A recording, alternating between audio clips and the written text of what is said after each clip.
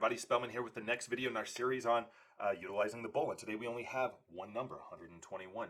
Now keep in mind, most of the things we're going to talk through is when your opponent is not on a finish and you're just trying to make your life easier.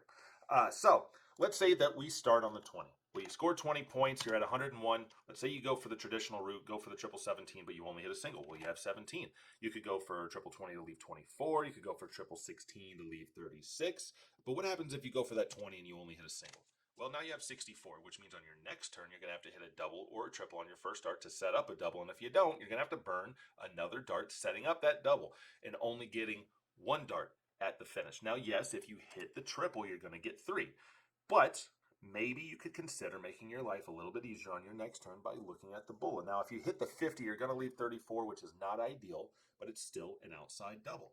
If you hit the 25, you're at 59, which now means you just go fat 19 and you got 2 darts at tops, and now you're getting 2 guaranteed darts at the finish instead of potentially only 1. And that might come into play if you're playing someone like me and you're more of a mid-tier player and you need that every single dart, that any extra dart you can get.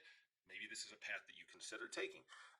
Now the 62 is going to be, to leave 59 is going to be yellow in my chart, mostly because you could go for a triple. You have multiple options there, and maybe depending on your skill level, this may be higher or lower risk for you. Now let's say that you don't care the path you're taking. You don't care if you score an 81. You're just trying to leave a finish. Well, I've seen people stay in the 20s. Because if you hit a 20 and a 60, you're at 41. You can clean that up pretty easy. But let's say you hit a single 20. You're at 81. Now you could go 57 or 45 to leave a double, but you're in the same situation. If you hit a single 19, if you hit a single 19, you're still at 62, meaning you need that double or triple. So maybe again, we consider the bull. If you hit the 50, okay, you leave 31, not ideal, but it's still just a single to a double. If you hit the 25, you got 56, 20 double, 18, 16, double 20. And you're good to go.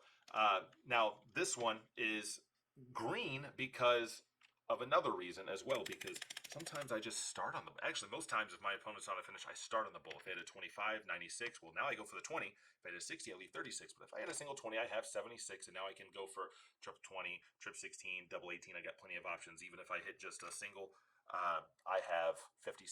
I have a nice, easy path. So there's multiple ways to score that in the flow of the shot. So I think 65 is the better of the options, so I left it green. Now let's say you go for the 20. You want to go for a 20 again, but you block yourself, so you switch to the 19. Well, what do I do on 82? Well, I go for the bull, because if I score 50, I leave 32. If I score 25, I leave 57. So there are plenty of options here on the 121 utilizing the bull. When your opponent is not on a finish, and maybe you should consider those next time.